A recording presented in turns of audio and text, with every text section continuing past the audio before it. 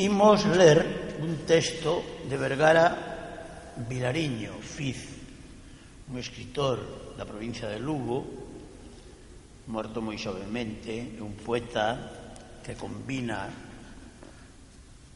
poesía do muiño que vivía ao lado da súa beira, da súa casa, co mellor lirismo dos escritores galegos. Titúlase Can doente. Ten como introducción un texto de Antón Tobar: can humilde e escuro, can que ladras e lambes, a man triste do home crendo que é algo grande. Lámbeme o corazón, fiel can doente, antiguo compañeiro na tristura.